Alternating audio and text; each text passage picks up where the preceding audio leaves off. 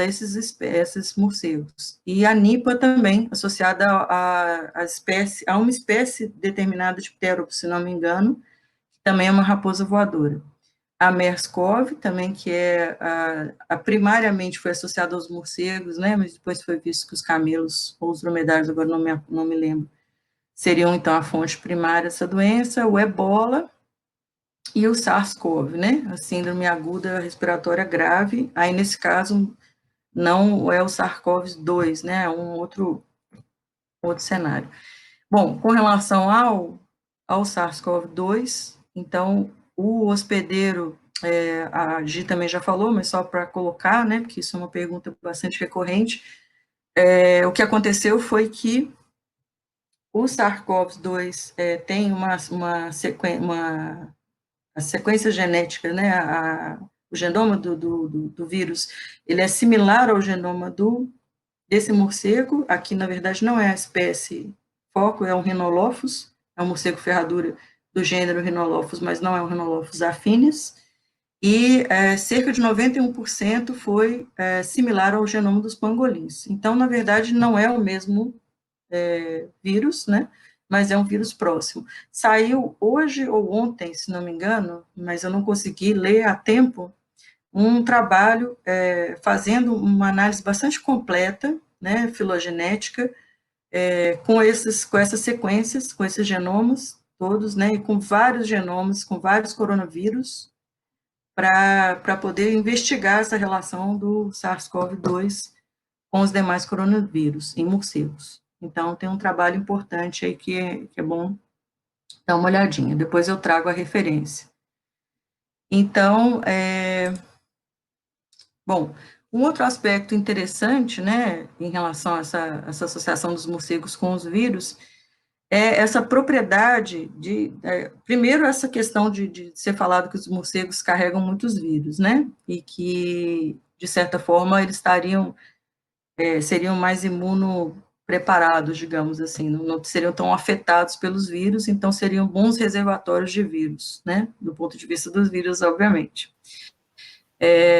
Então, existe realmente os morcegos têm umas questões interessantíssimas, assim, em termos imunológicos, fisiológicos, né, e por isso eles são excelentes modelos para estudos em várias áreas, né, e esse trabalho mostra isso, que eles têm, é como se fosse uma capacidade de ter baixa resposta inflamatória, né, e então isso faz com que eles consigam não ter condições crônicas relacionadas às doenças. Então, eles conseguem ter, os vírus estão ali, mas não causam, digamos assim, tanto estrago como fariam em outros animais. Então, é como se eles tolerassem um pouco mais as infecções virais. Isso é muito interessante também do ponto de vista metabólico dos morcegos, porque eles são animais que têm um alto metabolismo, têm um corpo pequeno, né?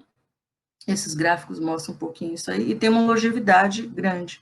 Então, esse controle da resposta inflamatória também parece estar associado com o papel na questão da senilidade, do envelhecimento, né? Então, são animais muito longevos. Para o tamanho e para o metabolismo muito acelerado deles, eles têm uma longevidade muito grande. Então, são animais interessantes, que eles são sempre fora da curva, né? Isso é uma das coisas que me atrai nos morcegos, sem dúvida, deles serem, assim, tão especiais em vários aspectos, né? Tão diferentes aí os caminhos evolutivos dos morcegos. Mas é importante frisar que os morcegos ficam doentes, né? E sofrem, por exemplo, com a raiva, né? Os morcegos morrem de raiva. Eles contraem a raiva e eles podem ficar bastante doentes e morrerem, né, de raiva. Então, eles sim sofrem também com as doenças, tá? Bom, uma pequena contradição, talvez, aí com os dados apresentados pela Gi, veio desse trabalho, né, porque com essa questão do coronavírus, da Covid-19, os morcegos ficaram muito em evidência, né, com relação às coronaviroses, não sei se pode se dizer assim, e foi bastante falado isso, né, de os morcegos terem uma grande quantidade de vírus associados, de coronavírus, de serem grandes reservatórios, e mais do que outros animais, outras ordens de mamíferos, inclusive. Esse trabalho eu acho interessante porque ele coloca em perspectiva, né, ele coloca ao longo das ordens, isso aqui eu coloquei mais em cima da hora, quando eu me lembrei dessa questão do número, né, então, você vê nesse gráfico da direita aqui que, proporcionalmente, aqui no gráfico da esquerda, você tem as ordens de mamíferos e os números brutos, né, de coronavírus, ou de virose em geral, mentira, virose em geral encontrados associados com essas ordens, né, então, rodente, primata, quiróptera, primates, quiróptera, e aqui nesse outro eixo você tem isso colocado em proporção. Então, quando você coloca proporcionalmente, a riqueza de cada uma dessas ordens fica mais ou menos equiparado, né? Então, você tem aqui os morcegos, os roedores, os primatas, mais ou menos na mesma proporção em termos de coronavirose. Não significa que tem isso, né? Provavelmente tem muito mais, e nos outros grupos também. Você também tem uma diferença aí, um viés de pesquisa, né? Você tem mais pesquisa em algumas ordens do que outras, porque tem mais importância com relação à espécie humana. Bom, com relação à questão de doenças e perdas de diversidade, o que citar também, o que acomete aos morcegos, né? Então, a gente tinha aí, antes dos anos 2000, nós não temos muitos levantamentos em termos de neotrópico, né? Temos mais aí do Velho Mundo e dos Estados Unidos e Canadá, América do Norte. Então, a América do Sul sempre sofreu muito com o controle de morcegos hematófagos, né? Porque são mortos os hematófagos e são mortos os demais também, em muitos casos aí de controle. Na Ásia e Austrália, tem muito problema dos bichos comendo frutos de pomares mesmo, então eles são mortos por isso. O consumo humano, que já foi citado pela Gi também, né? E essa coisa de consumir mesmo os morcegos como uma coisa tradicional, também como medicina tradicional e também como iguaria, né, que isso acomete, por exemplo, muitos os pangolins têm as duas coisas, né, coitados, os pangolins estão super ameaçados, porque tem uso na medicina tradicional, as pessoas usam as escamas, e tem uso como iguaria, coisas assim que são consideradas iguarias mesmo, em termos de comida em restaurantes mais refinados e tudo. E, bom, e depois dos anos 2000, os morcegos passam a sofrer muito com o crescimento da indústria eólica, né? Eles literalmente colidem com as turbinas e morrem, os insetívoros, então isso é uma causa grande de mortalidade dos morcegos, e tem também essas doenças que nós carregamos para os morcegos, no caso dessa síndrome do nariz branco, né? Fomos nós que levamos para os bichos aí que estavam hibernando em cavernas, então foi uma doença que migrou, um fungo, que migrou provavelmente da Europa para a América do Norte, está dizimando populações, assim, gigantescas de morcego, tá? Então, voltando a esse assunto das doenças, né, isso foi colocado bem claramente pela Gi, mas como que uma doença, então, salta de uma espécie para outra, né? A gente chama de spillover ou transbordamento viral. Então, eu coloco o meu ponto principal aqui com a minha fala, né, que eu gostaria de discutir também, é essa questão da perda de hábitat, né? Também temos essas interações como uso medicinal, uso para alimentação, tem as populações tradicionais, né, uma coisa complicada também, não é simples você dizer para uma pessoa que ela não pode comer tatu, né? Nós temos um caso sobre os tatus no Nordeste, com relação à hanseníase, né, nós devolvemos a hanseníase para os tatus, comendo fígados crus de tatu, a gente reativou o ciclo da hanseníase. Então, tudo isso converge numa coisa chamada aumento do contato, né? Não necessariamente no ambiente urbano, nós estamos fazendo isso em todos os lugares, né? Quando a gente está desmatando a Amazônia, quando a gente está estabelecendo uma hidrelétrica, quando a gente está minerando, a gente está aumentando o contato do que é silvestre e equilibrado com o ser humano, e então isso pode acontecer. Não só com o ser humano, naquela lista de viroses associadas a morcego, tinha ali associação com porcos, com camelos, acho que provavelmente, talvez com civetos e furões, né, que são dois hospedeiros intermediários hipotéticos aí, talvez até da SARS-CoV-2, enfim, vários outros animais nessa condição aí de aumento de contato. Então, com isso, a gente tem seleção de parasitas e tem também seleção de novos hospedeiros, vetores, reservatórios e tudo. Finalmente, uma coisa que eu não posso deixar de dizer, com essa história toda da Covid, né, a primeira coisa que acontece vamos acabar com os morcegos. Isso é uma coisa muito séria, porque os morcegos já são super estigmatizados, né, então, assim, mesmo com uma palestra que diga que realmente os morcegos têm muitos coronavírus, eu disse isso também, né, a gente precisa alertar para isso, né, que não, você matar os bichos só vai piorar a situação, né, se o seu interesse único for, eu quero acabar com essa pandemia, eu quero diminuir a prevalência das doenças, eu quero lidar com os vírus, matar os morcegos é a pior coisa que você pode fazer, né. Então, aí tem, por exemplo, o pessoal queimando morcegos no Peru, matando aí massivamente os morcegos no Rajastão, né, na China também, indo nas cavernas e queimando, literalmente, como se fosse uma queima às bruxas. Então, vou chamar a atenção para o que os morcegos fazem com relação ao equilíbrio ambiental, né, então, primeiro, como controladores de inseto, isso é uma grande maneira de falar dos morcegos para todo mundo, né, a gente pode estimar quantos insetos o morcego come, então, houve algumas estimativas para mesurar isso. Então, alguns morcegos podem capturar até 1.000 insetos em uma hora, né? Uma morcega lactante pode capturar até mais, chegando a 4.000 insetos em uma hora. Então, insetos, imagine que tem mosquitos, mariposas, besouros, pragas agrícolas, né? A gente chama de pragas agrícolas. Então, por exemplo, um morcego que come 500 mosquitos numa noite, uma colônia de 100 morcegos comeria quantos morcegos, né? Então, vendo por esse lado e pensando aí que vários mosquitos têm importância no ciclo das doenças, então a gente está controlando doenças que têm os mosquitos como vetores de importância. Então, nós também podemos calcular a importância econômica, né, que isso aí seria os serviços ecossistêmicos. Então, isso aí os americanos fizeram, os norte-americanos fizeram, né, calcularam que os morcegos são uma economia de 3,7 a 22,9 bilhões de dólares por ano em controle de peste. Ou seja, ao invés de você gastar esse dinheiro colocando veneno no ambiente, você simplesmente preserva os morcegos que eles fazem o serviço para você, né?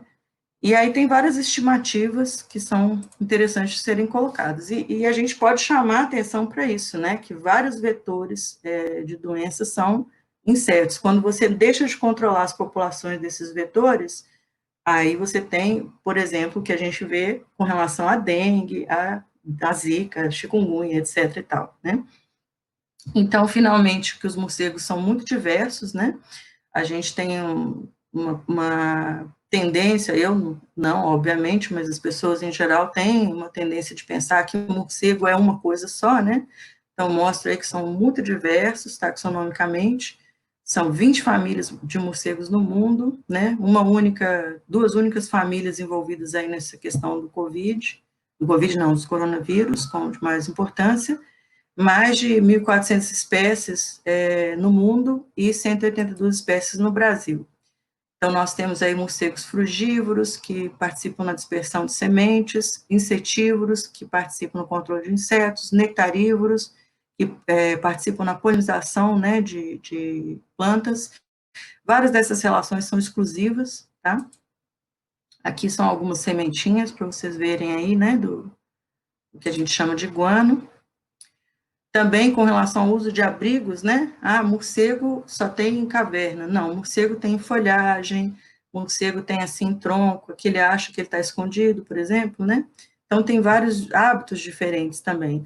Tem morcegos coloniais que habitam cavernas ou outros abrigos e são vários indivíduos juntos. Tem morcegos solitários, tem morcegos que formam grupos pequenos, que formam casais, então tem diferentes situações. Aqui, morceguinhos que se abrigam em tenda, debaixo de folha, né? esses aqui. E nós temos no Brasil 182 espécies, dentre essas 182, 7 espécies estão ameaçadas de extinção. Então, também temos essa questão para lidar em termos de perda de biodiversidade, e já tentei argumentar um pouquinho o que a perda de diversidade faz, né, com relação às doenças. Finalmente, eu queria agradecer aos alunos da UENG, nós tivemos aí uns bons grupos de estudo de morcego, né, no período que eu tive aí, e eu sou muito grata a todos esses alunos, foi um período maravilhoso, e agradecer as várias instituições aí que eu trabalhei nesses anos todos e que me apoiam. Muito obrigada. Valéria, obrigada pela palestra, maravilhosa. A Simone Tenório aqui falou que é extremamente pertinente que essas informações sobre morcego cheguem para a sociedade. E é verdade, né? Então, foi muito bacana. Vou passar a palavra agora para o Alexandre, e aí a gente volta daqui a pouco. Legal. Obrigado, Camila. Obrigado, Gil. Obrigado, Val. Acho que a Gil e a Val trouxeram um panorama bem completo, né, dessa questão, enquanto eu fui assistindo, fui anotando algumas coisas, pensando na contribuição, né, que eu posso dar para essa discussão. Enfim, a primeira questão que eu acho que cabe a gente pontuar é que a gente está falando, quando a gente fala de perda de hábitat, a gente está falando de um assunto que é clássico em ecologia, né? E geralmente ele é abordado por um viés mais de fragmentação, de conservação de populações e de espécies. E aqui a gente está abordando um aspecto de pandemia, de saúde, né? Então acho que isso já é um panorama que é diferente do usual. Eu acho que aqui na live a gente deve ter muita a nossa turma, né, da biologia. Então acho que é legal chamar a atenção dessa diferença, dessa perspectiva diferente, né? E não é só a perda de hábitat. A gente está falando também de caça, de tráfico de espécies, né? E uma série de questões que estão associadas a isso. Eu acho que cabe também pontuar, a gente está falando dessa questão da pandemia, saúde, ecologia. O que é ecologia? Né? O que a gente estuda? Porque todo mundo usa muito o termo ecologia, e ecologia como ciência, ela tem uma abordagem que a gente poderia definir como o estudo, a ciência que vai investigar os padrões de ocorrência, de distribuição, de abundância, e de interações entre as espécies, né? Então, essa é uma definição que eu diria que é clássica. A ecologia vai sempre refletir a história evolutiva, né? Ela sempre vai refletir uma história de interações e de um padrão que a gente está alterando definitivamente, né? E quando a gente altera essas interações e toda essa dinâmica, que a gente é parte dela, eu acho que talvez essa também é uma questão central, que a gente não pode perder o olhar, e muitas vezes, como sociedade, isso é esquecido, e o reflexo de todo desse esquecimento é a crise sistêmica que a gente vive. Quando a gente altera, a gente causa uma série, isso tem uma série de consequências, né?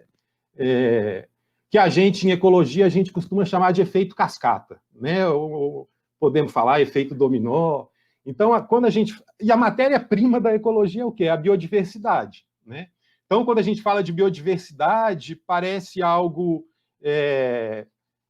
talvez amplo, mas a gente divide em algumas caixinhas para a gente estudar em ecologia. Então, a gente fala de um nível molecular, de um nível genético, a gente fala de populações, a gente fala de ecossistemas, até um nível de paisagem, né? E quando a gente fala em biodiversidade, a gente não pode se esquecer que a maior parte disso são micro-organismos, né? São agentes virais e potencialmente virais que lidam com essas populações, nessa dinâmica, nesse bailado ecológico, evolutivo, onde as interações se mantêm estáveis, digamos, né? Com aspas, o equilíbrio em ecologia é sempre com aspas. é dinâmico. Mas quando a gente altera isso definitivamente, a gente está mexendo num vespeiro, digamos, né? No vespeiro da biodiversidade. Todos esses, nós, né? A Gi falou de primatas, os morcegos, enfim, todos, mas principalmente os mamíferos mais próximos de nós somos máquinas biológicas, né, obviamente virais, né? Então a gente tem um potencial de hospedar, de receber e de ser agente dessas doenças, né? A doença, a ciência, e aí essa abordagem de saúde única, de One Health, que o pessoal falou, e que é uma coisa que já vem aí se consolidando na ciência há um bom tempo, não é novidade. A doença, ela é uma via de mão dupla, ou de várias mãos, né? De várias vias nessas interações todas possíveis. Então, acho que isso é uma questão muito importante da gente ter clareza, né? Todas as transformações e as alterações que a gente causa, tão típicas aí dessa época que a gente tem chamado de antropoceno, tem uma série de consequências, muitas delas estão aí evidentes na nossa cara o tempo inteiro. A gente sabe, por exemplo, para mamíferos, né, que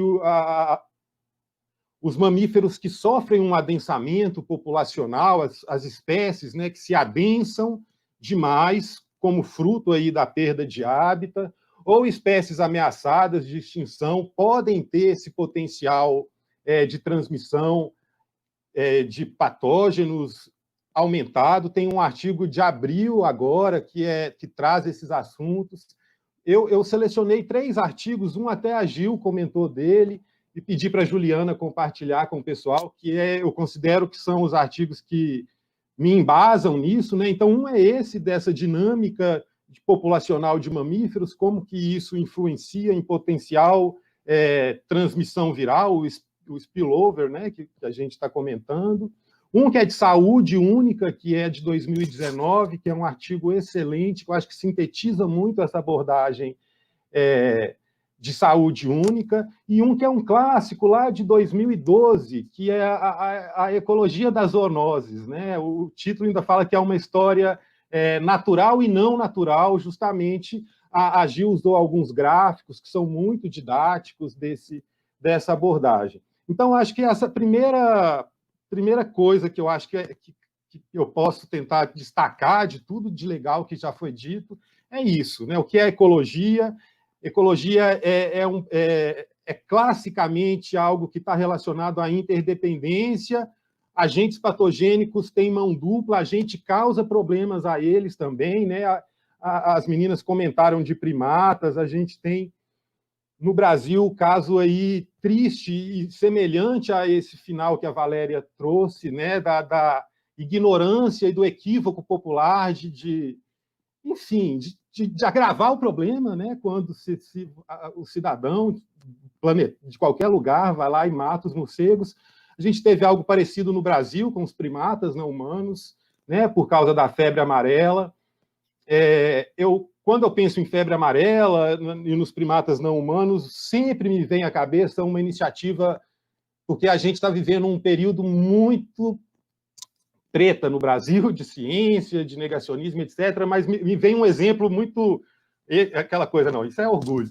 Da Fiocruz, né, com uma iniciativa que é o CISGEL, né, de ciência cidadã, onde a população e, enfim, alguém que mora perto de uma unidade de conservação, ou diretor, ou visitante, pode registrar por esse aplicativo a ocorrência de qualquer primata com suspeita de morte por febre amarela, e isso foi gerando um banco de dados e toda uma rede integrada aí de saúde de veterinários e profissionais de saúde pública que conseguiram e têm conseguido prever um pouco como que a febre amarela vai se dispersar aí nas nossas populações de primata, com base nesses dados, em modelagens, em corredores, né, de biodiversidade.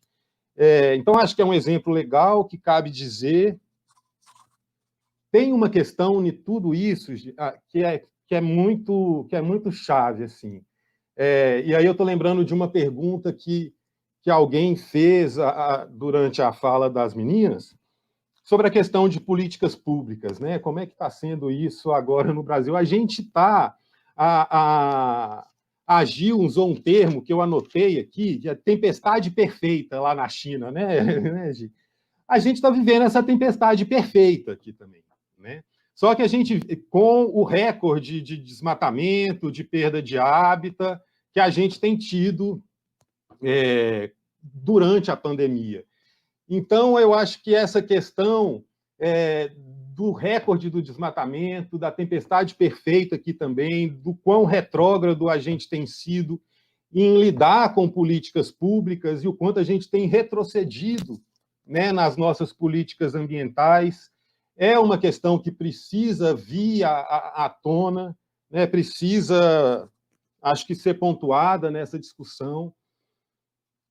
Eu acho que quando a Gi também falou, né, que essa abordagem ela tem que fazer parte de política pública, e isso é algo que a gente que está na ciência, que conhece os trabalhos, que investiga, a gente tem clareza disso e fica com é uma angústia quase que constante, né? Porque como que a gente leva os dados tão importantes que a Gi tem feito aqui em Belo Horizonte, em áreas, né, urbanas e parques daqui, o trabalho da Camila também, mas como influenciar, né, os tomadores de decisão com esses dados em todas as escalas, né, da escala dos municípios, dos territórios, à escala nacional, enfim.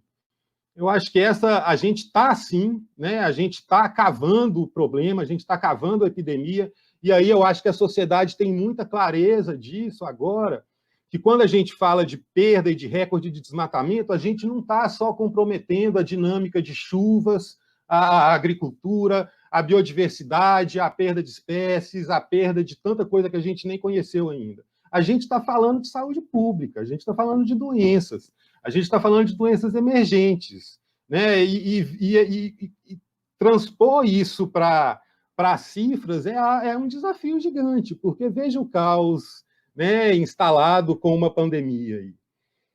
Enfim, são questões que eu anotei, que eu acho que são válidas, assim, de eu pontuar aqui.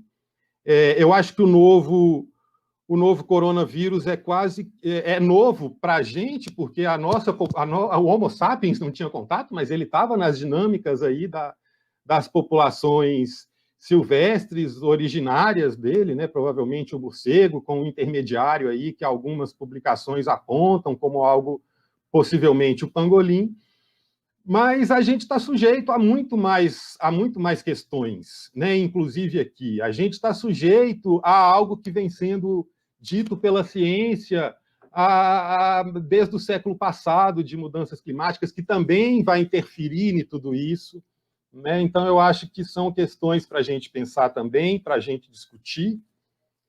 A gente, quando fala de biodiversidade, de ecologia, a gente está sempre falando de processos que são interdependentes, que são dinâmicos, que são complexos, né? A gente faz essas caixinhas, né, da ciência para a gente entender melhor, mas em vários momentos a gente tem que ter um olhar, eu acho que mais amplo, como é essa abordagem de One Health, né, que integra a saúde ambiental, a saúde animal, a saúde humana, para a gente lidar com esses desafios todos.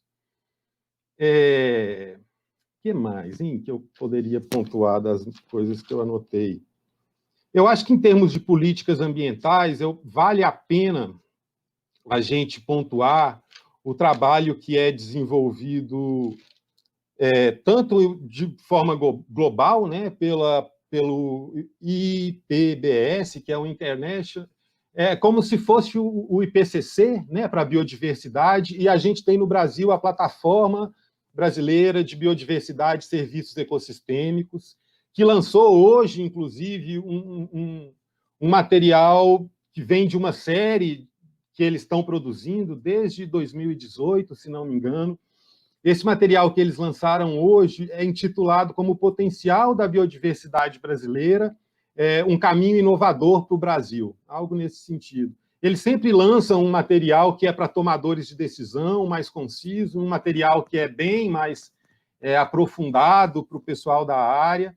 O que eu estou querendo dizer é que a gente tem pesquisa, a gente tem subsídios, a gente tem matéria-prima de qualidade, informações de qualidade muito úteis. O nosso desafio é fazer com que isso seja, de fato, utilizado nas políticas públicas, na tomada de decisão, porque se a ciência está muito claro, né? Perda de hábitats naturais acarretam uma série de problemas que já são mais clássicos para a nossa turma aí da biologia, e inclusive acarretam também pandemias, doenças e questões de saúde, né? Então, a gente, como país de biodiversidade, a gente tem muito mais responsabilidade sobre isso. A gente, como país de biodiversidade, que está andando na contramão da lógica mundial, né, tem mais responsabilidade ainda. Então, são questões que eu gostaria de trazer para o debate. Acho que vou deixar para a gente conversar, bater bola. Eu acho que eu até gosto mais dessa parte, de trocar uma ideia. Mas é isso, eu agradeço mais uma vez. Muito legal estar aqui com esse time tão bacana. E vamos conversar, vamos ver o que o pessoal está perguntando. Acho que é isso. Então, Ale, brigadão pela sua fala. Eu acho que o pessoal está gostando bastante. A gente teve um comentário aqui que eu vou ler para vocês aqui, que eu gostei pra caramba.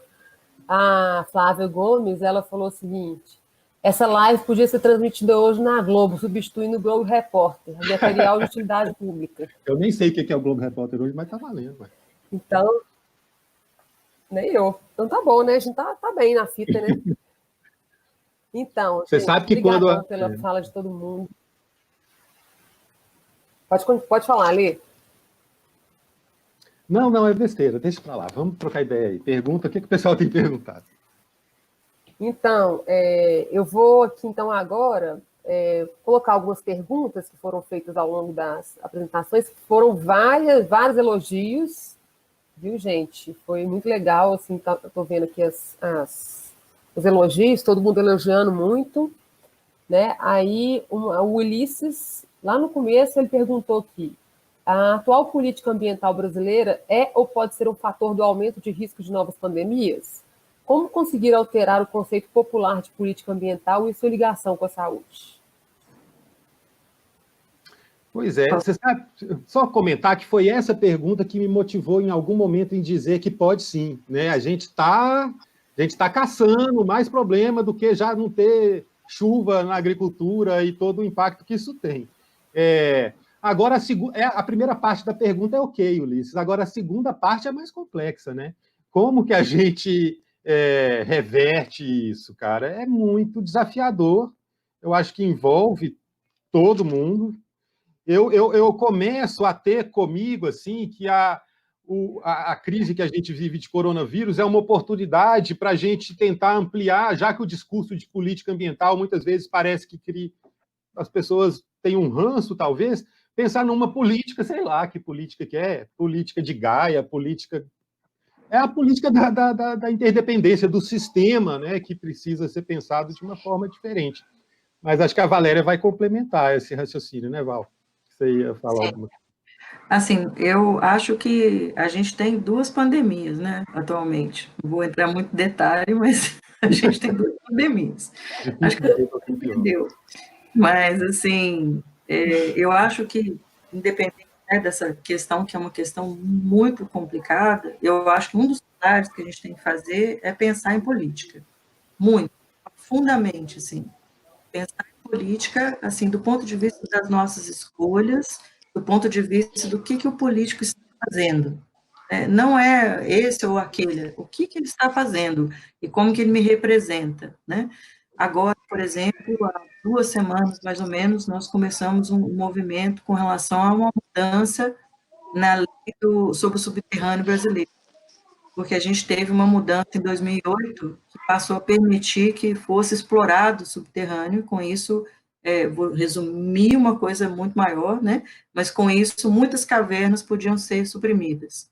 Agora, nessa gestão atual, aí, bom, dentro dessa lei antiga, você tinha critérios de relevância. Aí você tinha um critério de relevância máxima, que dizia que uma cavidade não podia ser destruída porque ela tinha atributos de relevância máxima. Isso já foi ruim, porque a média, a alta, a baixa podia destruir. Agora, recentemente, eles estavam querendo mexer na máxima, entendeu? Assim, utilizando o nosso Pantemi, a boiada, né? Então, assim, a questão política, ela é chave. Então, nós, cidadãos e biólogos, professores, a gente tem, eu brinco, né, que muitas vezes a gente não quer pôr a mão no serviço sujo. O que é o serviço sujo? É a mineração, é a hidrelétrica, como a gente usa os recursos. Então, tem o eixo da política, eu acho que a gente precisa ser mais permeável nesse sentido, a gente precisa ir lá, não ficar assim, meu Deus, eles estão fazendo isso. Não, eu estou fazendo isso. Colocar o sujeito em si, politicamente. E o nosso uso do meio ambiente também. Você está comprando qual produto? O que a indústria que está vendendo esse produto faz? Como ela é? É sustentável ou não é? O que é ser sustentável? E a gente falar como a gente está falando agora. Essa pandemia, acho que é a quarta oportunidade que eu tenho de falar assim, e eu fico fazendo, assim, eu acho um desafio incrível você falar sobre ciência sem ser cientista, sem ser acadêmico. É muito legal, porque daí você entende melhor o que você está fazendo e você fala para todo mundo. Então, eu acho que o meia-culpa, que é o que a gente pode fazer, né, e com isso a gente tenta fazer uma contribuição, é falar com as pessoas, com todo mundo, né, com o meu parente, com o meu vizinho, explicar, olha, o negócio das cavernas é sério. Cara, o que eu tenho a ver com caverna? Olha, tem muito a ver. Como você tem a ver, sabe? Mas, assim, não precisa tratar o outro como uma pessoa que não sabe nada. Não é, mas é a minha especialidade. Quem é que vai falar se não for eu? Eu concordo demais com você, Valério. Eu acho que isso aí é o que a gente precisa de fazer. Nós, cientistas, né, eu vejo que aqui, nesse meio que a gente acabou de... 3 pessoas que falaram, mostraram dados científicos, né? Então, o que a gente precisa são de dados, né? A ciência, ela mostra e ela sabe o que ela faz, porque nós temos que... A gente cumpre um script para chegar no que a gente está falando. A gente não fala porque a gente viu e achou que viu e aí a gente está falando isso. Nós somos cientistas e a gente fala sobre ciência com propriedade, né? Então, assim, tudo que a gente foi mostrado aqui, pela Gi, pela Valéria, pelo Alê, foram dados científicos.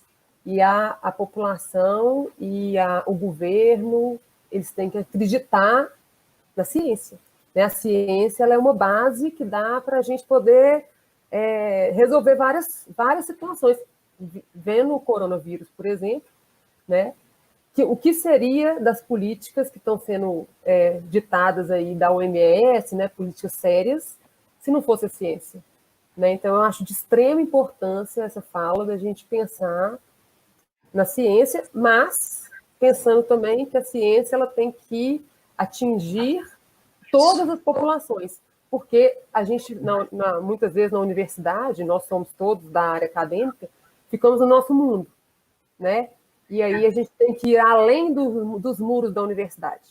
Esse o nosso papel na sociedade, muito importante. Então, a extensão hoje é um ponto-chave das políticas de educação, né? É sair dos muros com uma linguagem que as pessoas consigam atingir. Eu acho que hoje foi muito legal, que a gente falou coisas científicas, sérias, mas que é de um entendimento de um público, né, geral, que é o que a gente está fazendo aqui. E eu acho muito massa isso. Gi? Eu compactuo de tudo que vocês falaram, né? Eu acho que a Camila tocou num ponto importantíssimo, que é a nossa interlocução com a sociedade, né? Então, eu tenho visto assim, várias oportunidades de reinvenção durante essa pandemia, sabe, gente? Eu acho que A gente tem muita coisa para poder aprender e para mudar a nossa forma de se colocar como profissionais, como integrantes de uma sociedade. Então, eu acho que, do ponto de vista da academia, a gente precisa trabalhar muito na divulgação científica, porque não adianta eu publicar um artigo que 3% da população brasileira vai entender o que é. Eu preciso fazer a informação desse artigo chegar à população. Eu preciso mostrar para o gestor o que é que eu estou sinalizando ali naquele artigo. E eu acho que muitas vezes essas pontes, elas não são construídas ou elas não são construídas da forma como elas deveriam ser. Lá na microbiologia, na UFMG, a gente fez uma iniciativa de divulgação científica agora para a época da pandemia e foi uma coisa incrível. O Instagram da Micro, quando essa pandemia começou, ele tinha cerca de 300 seguidores. Hoje a gente tem mais de 8.000. Né? Então, assim, sem gastar um tostão, né? Só gerando informação, traduzindo a informação científica para a população. Parabéns para a professora Viviane Alves, que é quem coordena essa iniciativa na UFMG. Então, isso cria pontes com a sociedade. Então, acho que isso é importantíssimo.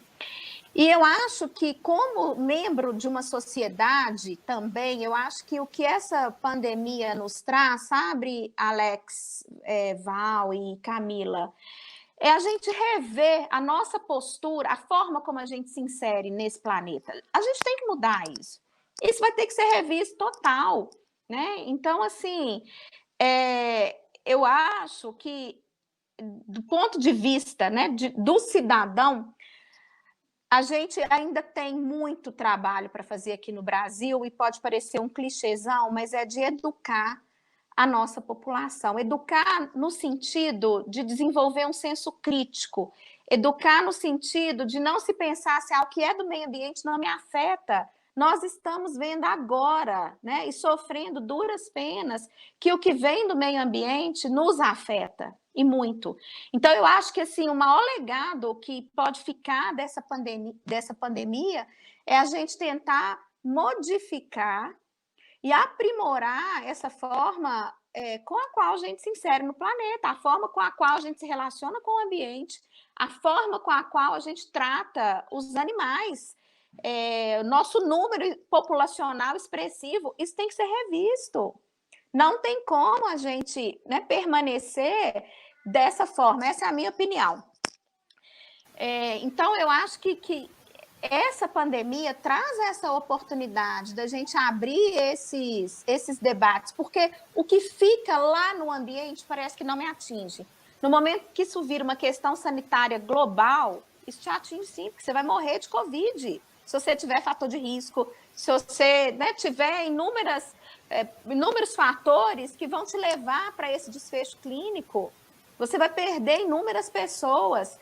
Então, assim, e fora todos os desdobramentos, né, pessoal? Passando pela economia, passando por vários outros aspectos, pela sanidade mental, né? Então, assim, gente, acorda, né? Vamos acordar. Então, eu acho que é a hora de criar pontes, de construir coletivos, discussões. Eu acho que é a hora de fazer a revolução. É isso, é a revolução. Sim, eu queria só complementar uma questão, que a gente... o que eu quero dizer é que a ciência, quando ela incomoda, e aí a gente vive numa era de pós-verdade, onde as pessoas conseguem achar notícias que se relacionam com o que ela quer acreditar ou com o que ela quer ver, né? E aí eu acho que isso é a fonte do negacionismo, que vem até do Yuval Noah Harari, da nossa evolução cultural, da negação, né, como primeira reação. Mas a gente tem dados, né? A gente tem ferramentas, eu queria frisar mais uma vez que a gente tem boa ciência no Brasil, né? Eu acho que um exemplo que está me vindo aqui na cabeça é o Map Biomas. Gente, vocês querem ferramenta mais sensacional do que o Map Biomas? Né? A gente tem um dado que foi recém-divulgado, 99%, além dos recordes de desmatamento, 99% desse desmatamento é ilegal. Né? Então, aí a gente tem lá uma massa de decisão política que foi democraticamente eleita e fala, não, já que 99% do desmatamento é ilegal, vamos dar um jeito de falar que esse desmatamento é legal. Como que a gente fala que esse desmatamento é legal? A sociedade toda viu que é óbvio. Vamos aproveitar a crise de pandemia, vamos abrir a boiada lá, enfim. Vamos aproveitar o foco em outra questão e vamos tornar o desmatamento legal, ou vamos fazer algo nesse sentido. Então, assim, a ciência, sei lá, quando o cidadão vê no Globo Repórter, e alguém falou do Globo Repórter, água de coco faz muito bem para você, para a sua saúde, para não sei o quê, óleo de coco. No outro dia está todo mundo comprando óleo de coco enfim. Né? Quando a ciência te cai bem, a população, de um modo geral, o Homo sapiens, de um modo geral, lida muito bem com isso. Mas quando a ciência incomoda, né? Quando a ciência te diz, olha, existe uma questão muito séria que está acontecendo há muito tempo, que essa bomba da pandemia é algo que a ciência já vinha lá dando, mas isso aí incomoda demais. Né? Não houve uma política pública séria, e aí eu estou falando de algo que é até global, na sociedade global, para que encarasse isso com seriedade. Então, acho que a gente tem que pensar que a gente que é cientista tem esse desafio muito de comunicar de uma forma muito mais clara. Mas eu acho que a onda que a gente vive de má informação, de fake news, de negacionismo, ela vem muito desse modo moderno de vida, né? Da pós-verdade, de todo mundo virou virologista, né? A Gi estudou quantos anos, né? Quanta pesquisa, quanto trabalho para falar com propriedade de virologia, mas qualquer rede social que você entra, todo mundo está falando de vírus de transmissão e toma abacate com limão e não sei o quê, sabe? Umas coisas. Então, assim, a gente lida com a crise, a pandemia, eu acho que mostra com muita clareza que a gente não está preparado, né, como sociedade, para encarar a ciência da forma como ela deve ser feita. A ciência não é a melhor saída, não existe um mito também de que a ciência resolve tudo, mas a ciência é a melhor ferramenta que a gente criou. A gente falou de evolução biológica aqui, a Gi pontuou evolução cultural com o livro do Homo Sapiens, mas a ciência é o que a gente tem de melhor na nossa história de evolução cultural como humanidade, para lidar com os desafios, para lidar com os problemas. E por mais que doa, às vezes, encarar a realidade da ciência, para a sociedade é o que deve ser feito, né? É o que vai ser menos danoso, é o que vai nos garantir mais qualidade de vida, é o que vai nos orientar, né? Digamos, da melhor forma. Eu queria comentar rapidinho só uma coisa que eu acho muito importante que a Ale falou, que é essa questão da qualidade que a gente tem de ciência no Brasil. A gente tem uma qualidade excepcional, assim, né, de pessoas, a gente tem uma pobreza incrível de recursos, e com essa pobreza incrível de recursos, a gente faz coisas sensacionais, assim. Poxa, trabalhar com o que a gente trabalha aqui é complicadíssimo em termos de recurso, né? Mas tanto é que a gente acaba exportando pessoas, né, e tecnologias. Quer dizer, eu acho que tem um momento também muito delicado de uma certa depressão coletiva, né, da gente ficar, que o Brasil é horrível, o Brasil não é horrível, né, o Brasil existe, as outras coisas vão passar, assim. Eu acho que o complexo vira-lata, né? Exatamente. Isso é uma coisa muito difícil, porque isso permeia a nossa história, e não é verdade, né? Na verdade, é um país muitíssimo rico, inclusive de pessoas e talentos de todos os níveis culturais, científicos, sabe? Então, eu acho que falta, o que a gente está fazendo aqui, a gente fazer mais, a gente se unir e dizer, olha, tá tudo bem, isso é a menor parte, isso é minoria, vai passar e o país está aí. A gente ainda tem rio, a gente ainda tem mata, a gente ainda tem ciência muito boa. Eu acho que está um momento difícil, assim, meio deprimido nesse sentido. Só isso que eu queria pontuar, assim. Sim. E a gente é o país da biodiversidade. Né? Isso é a nossa bandeira. Só para fechar, né, o Alex tocou nessa questão da fake news, isso acho que tem complicado muito a nossa vida, porque além da gente ter que produzir o conhecimento, a gente tem que ficar o tempo inteiro respondendo, né, a esclarecimentos contra fake news. Então, isso é um serviço para a população, né, de uma maneira geral.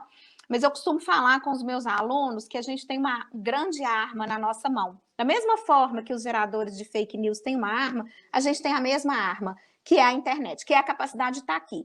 E que é a capacidade de nos articularmos muito mais fácil. Imagina, gente, se isso fosse no século passado, como é que a gente iria se articular para poder fazer debates de qualidade, para poder divulgar essa ciência, para poder trabalhar para conscientizar a população? Então, assim, eu acho que a gente tem que usar essa ferramenta, né, ou pelo menos tentar fazer essa ferramenta trabalhar ao nosso favor. Então, momentos como esse que a gente está tendo aqui agora, eu acho que eles são hiper desejáveis. A gente precisa gerar mais esses fóruns de discussão, porque as pessoas têm acesso, né? Muita gente tem acesso, a informação se dissemina, da mesma forma que se dissemina nos WhatsApps do ódio, se dissemina com a ciência que a gente gera, né? Basta a gente trabalhar para isso, né? Eu sei que a gente está trabalhando muito, acho que a gente nunca trabalhou tanto, mas, assim, né? A gente tem essa capacidade de usar essa ferramenta ao nosso favor, e que a gente não teria isso há 20 anos atrás, 30 anos atrás, né? Então, eu acho que esse é um ponto positivo. E o outro ponto positivo, que é um clichêzão mesmo, mas, assim, a gente precisa ajudar a nossa população a tomar mais consciência das coisas. E porque eu vejo, assim, né, as pessoas talvez de uma condição mais desfavorável economicamente, né, culturalmente, mas eu vejo muita classe média se privando de receber um conhecimento correto, né, um conhecimento certo e se orientando por fontes obscuras. Então, isso realmente é lamentável, né? Isso não vai levar ninguém para frente. Essas questões, elas são bem... tem que ser bem tratadas mesmo, né? Porque nós somos a fonte para divulgação, né? E isso é muito importante.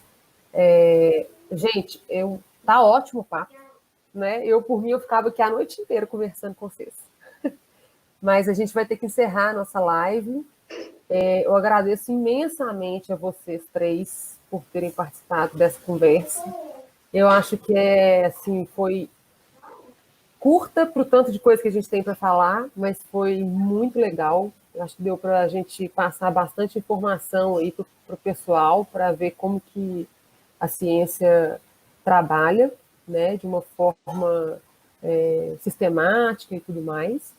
E eu queria também parabenizar a organização dessa Semana do Meio Ambiente, né, aos alunos que organizaram, que foram tão atenciosos, né? Hoje à tarde a gente teve um momento com eles antes da nossa live, e eles foram, assim, brilhantes, né? Aos professores da UENG também, né, das Ciências Biológicas, que também fizeram a parte deles brilhantemente. E queria agradecer muito, muito, muito a vocês por doar esse tempinho para a gente e esse tanto de conhecimento, tá? Obrigada demais. Obrigada a vocês. Espero que a gente possa ainda conversar bastante sobre isso em outros momentos. Vamos ver se a gente faz mais coisas dessa forma. Tá bom? Obrigada, gente. Obrigada, pessoal. Obrigado, valeu demais. Espero que a gente possa se encontrar logo. Saudade de vocês. Dá um abraço.